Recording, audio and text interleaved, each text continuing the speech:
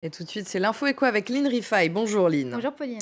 Un premier syndicat va-t-il voir le jour au sein d'Amazon aux États-Unis après 5 mois d'une campagne très médiatisée? Les salariés d'un entrepôt du groupe dans l'Alabama se sont exprimés et le dépouillement des votes commence ce mardi. Lynn, quels sont les enjeux de ce vote pour les salariés? Que demandent-ils exactement? Alors, les enjeux sont importants, même si, vous l'avez dit, et il faut le rappeler, ce vote concerne pour le moment uniquement les quelques 5 800 salariés d'un entrepôt d'Amazon dans l'État de l'Alabama. Depuis l'automne dernier, plusieurs d'entre eux se sont mobilisés pour organiser un vote afin de créer donc le premier syndicat du groupe de commerce en ligne aux États-Unis. Alors, à travers la création de ce syndicat, les salariés veulent se battre pour de meilleures conditions de travail. Des salaires plus élevés à la hauteur des efforts fournis, mais aussi davantage de temps de repos pour les employés de l'entrepôt.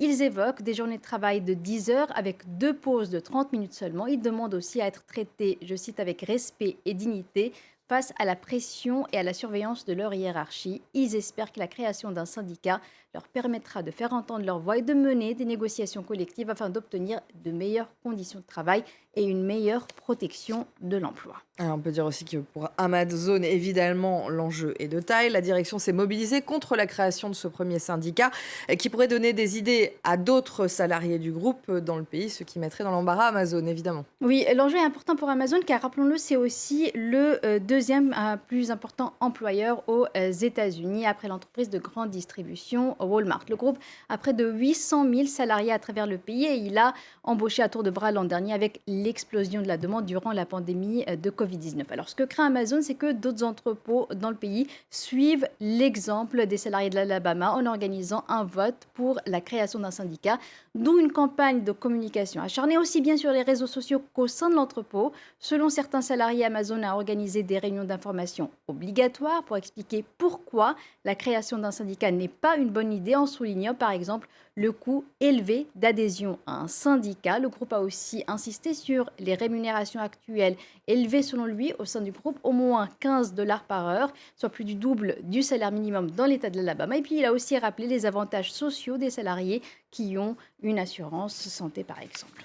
Et tout cela intervient dans un contexte qui semble plus favorable à la création des syndicats aux États-Unis, notamment peut-être avec l'arrivée de Joe Biden. Il y a l'arrivée de Joe Biden, il y a d'abord eu aussi la pandémie de Covid-19 qui a fait que les salariés qui étaient en première ligne pour faire face à la pandémie, notamment ceux de la santé, on les voit ici, ont réalisé leur importance dans l'économie et la nécessité d'être mieux protégés.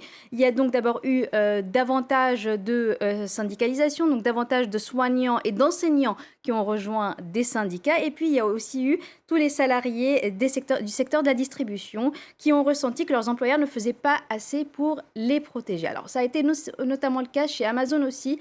Au début de la pandémie, des salariés ont organisé des débrayages au début de la pandémie parce qu'ils disaient ne pas avoir reçu d'équipement de protection suffisant, ne pas avoir été informés lorsque des collègues étaient testés positifs au Covid-19 selon eux. Et puis pour certains analystes aussi, le mouvement Black Lives Matter a aussi inspiré de nombreux salariés américains, les poussant à revendiquer d'être traités avec respect et dignité au travail. Et puis, vous l'avez cité, il y a ce contexte politique avec l'arrivée de Joe Biden à la Maison-Blanche. Cela aussi a changé la donne. On le voit ici dans un tweet il y a quelques semaines. Joe Biden a soutenu les salariés d'Amazon dans l'Alabama. Dans une vidéo publiée sur Twitter il y a quelques semaines, il a donc déclaré que chaque salarié devrait avoir le droit d'adhérer à un syndicat et qu'aucun employeur ne pourrait lui enlever ce droit. Et puis pendant la campagne présidentielle, Joe Biden avait aussi dit qu'il serait le président le plus favorable aux syndicats qu'ils aient jamais vu.